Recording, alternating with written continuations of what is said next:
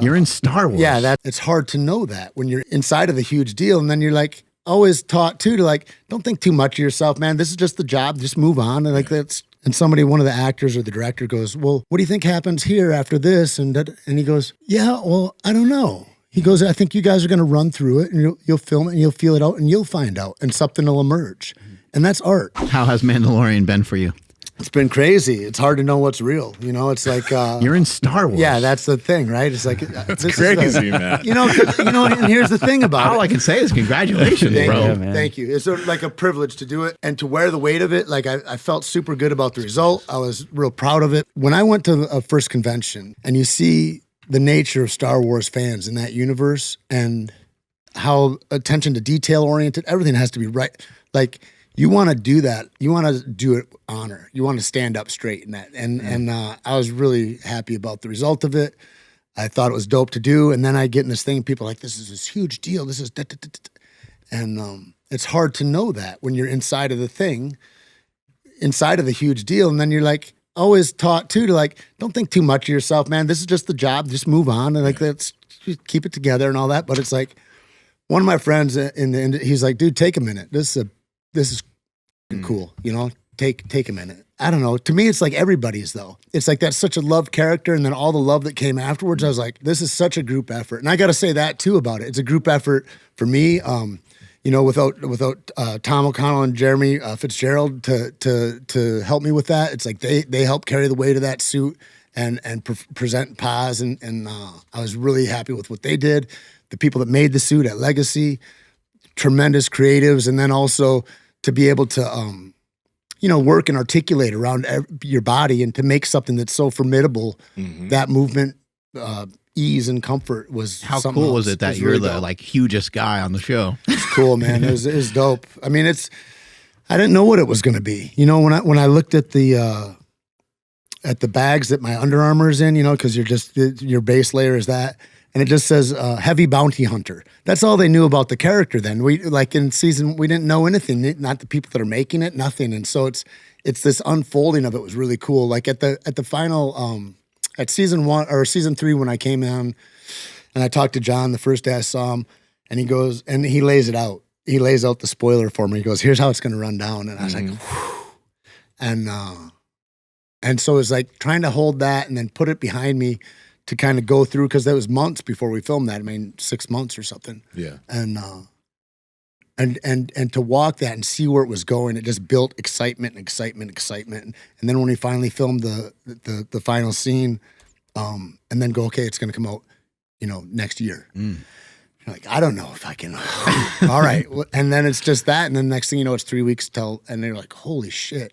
And then when it came out, that opening scene, it captivated me as a fan, because you film it and it's all one thing when you're there on the day and you're like, the first day I walk out onto that beach and you see all these Mandos and little Mandos, the adorable little Mandos on their little helmets, and you're just like, oh my God, this is amazing. You know what I mean? The first teaser I get, I go and see where all the props are and there's like 50 helmets lined up and I'm like, this is dope, you know, because it's like the world is getting fleshed out like you want it to as a fan. You know, you're like, and I want to see all these representations of what this is. That must have felt weird, because you must have been like this is so exciting. You're like, but I'm in this. This is right. Like, it kind of make you half nervous too. You don't have a reflection of yourself though, because you're not in a mirror. You're not looking. There's not. It's like, and so they're in that too. If people are like, how do you perform inside the suit? You know, and it's like you need help with that too, because you don't know how a little head tilt reads. Yeah. And so unless I have different people that are going, oh no, a little less this, or a little more chin up, you know, you don't really know. And especially with light reading the helmet and the reflections and all that. Yeah. You said that Jon Favreau sounded like he laid out the whole thing. Is that normal? Like, have you worked with him before? Is that normal for him, or is that standard with some other directors you worked with before? Yeah, the only time I got the pleasure of working with John was on Avengers, and I just had a few days on there. But like, what I felt from being on other movie sets was that everybody was cool. Like, not that everybody's not cool, but like, the kindness and sometimes there's guys that are yelling. There's people that are there's all, get shit done, all the stuff, right? Yeah. Or people that are like wanting to show how much they care, so they throw a fit instead of actually just taking care. You know, there's all of it, right? but there's not on his sets. Like, it's just cool. Or else it's like, hey, thanks a lot for your work today. We'll see you later. Call you if we need you. And it's like that. And I really appreciate that standard. And I felt that as soon as I walked onto Mando. John's the same way. And what's different about him too is that he'd come, I never had a guy that was like, he's an EP and he's the director, he's a creator, and he's there every morning to talk the cast through, hey, here's what I was thinking here, and da-da-da-da-da, and what do you think about that Filoni? Does that jive with it, you know? And we're having, you know, there's 6 or 8 of us that are in a conversation about this every morning. I mean, it was magic, dude. I've never had that before where you have that kind of interaction, you have that kind of communication. And that kind of communication is usually where shows break down. And people are like, I can't believe what a shit show this is. It's usually because people don't communicate very well and nobody knows each other's desires or timetables and this and that. And so, but not there. It was like the efficiency was something else at the highest level. Yeah, it was a real masterclass for me. Power Project family, your normal shoes are making you weak. This is why I partner with Vivo Barefoot Shoes, because they have a wide toe box, they're flat, and they're flexible. So with every single step you're taking, if you're taking a 10-minute walk outside or when you're working out in the gym, your feet are able to do what they're supposed to do in this shoe. They have tons of options for hiking, running, training in the gym, chilling and relaxing, casual shoes for if you're out on a date. You need to check them out. And Andrew, how can they get it? Yes, that's over at vivobarefoot.com/powerproject, and you guys will receive 15% off your order automatically. Again, vivobarefoot.com/powerproject. Links to them down in the description as well as the podcast show notes. Yeah, having a leader like that's got to be make everything that much more exciting. Totally. And then, you know, he can get ramped up and excited, and Filoni's just he's just mellow, like just like, oh well, I think it's, you know, it just, and you know and then the allowance with that too. There was a time when we were talking and somebody, one of the actors or the director goes, well, what do you think happens here after this? And he goes, yeah, well, I don't know. He goes, I think you guys are going to run through it and you'll film it and you'll feel it out and you'll find out and something will emerge. And that's art. You know, and so here's a guy that created it, that's seen it in his mind, and that's going, I want you to present it this way. And then he's going, no, the magic will be when you guys figure it out in the moment. Yeah. And I'm like, that's cool, man. You know, because a lot of times you can think, I have to be fastidious about art. I have to make sure all the angles are correct. Fastidious. You know what I mean? What does that mean? I have to take care of all the details with like a OCD kind of thing to where I don't move. Yeah. You know, you can get frozen inside of that, and then it can look clunky. Mm-hmm. But he goes, to do all the work, lay it all down with that kind of precision, and then take your hands off of it and just let it come, whatever's going to come. And I thought that was a real learning point, you know, because you want to grip things. It's hard to let things be is hard, and to let something just come is hard. You know, I mean, it's like coming onto a podcast and going, okay, I want to direct it and I want to talk like this. You can't have a podcast like that. Nope. You know what I mean? That's just, it's not a thing. And so it's that kind of allowance, which I think is so special to notice. Cause I think you can easily think, am I getting it wrong? Or you know, you could get hypercritical and it's like, there's no flow in that. And I like that on a big corporate level, Jon Favreau creates a place where you can have flow in your work, which is dope. You know, I love The Mandalorian and I really like Star Wars, but I'm not as deep into it as a lot of fans, but I do watch YouTube videos and it is crazy. The way you're talking about like Dave Filoni and Jon Favreau, like the fans love those dudes. Yeah. So it's really cool to see like you've had personal experience with them and you can see why people trust these guys with Star Wars so much. Yeah. It's fucking awesome. Yeah. And the kindness that's there, it's like, it's really cool. Yeah. Well, did you have to like, for the part of Paz Vizsla, did you just get that part because you were already in it from the beginning, or was there competition for that specific part?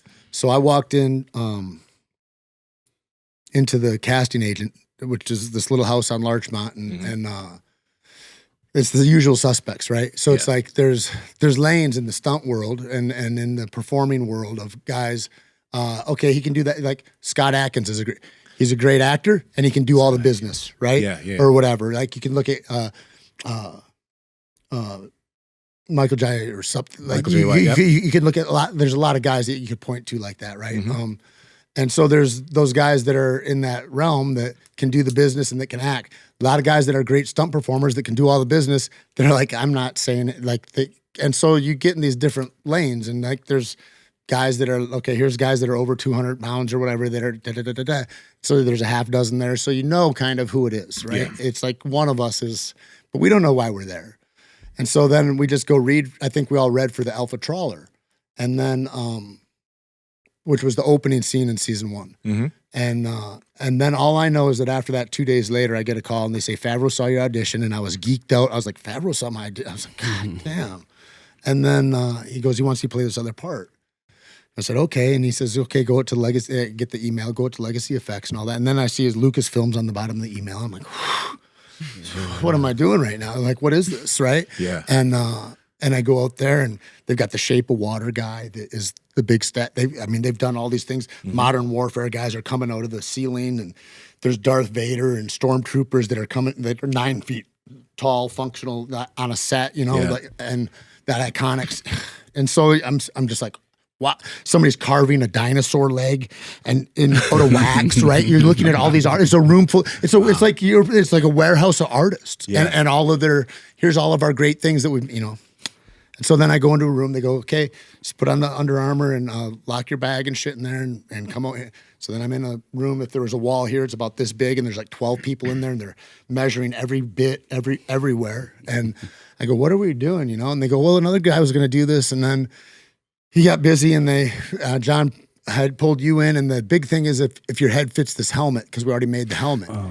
And I go, okay, cool. And so, you know, 15 minutes later, a helmet comes in, and it's a flat black Boba Fett looking helmet. And I go, oh, my Boba Fett right now. I go, what is going on? Because all I hear is it's a bounty hunter show. Just went up. It's like, good Lord. And I was like, that's the coolest thing I ever saw. You know, it was dope.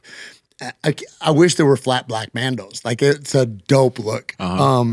So anyway, we go through it and we build that for the next couple months. Yeah. And I go back periodically as they progress.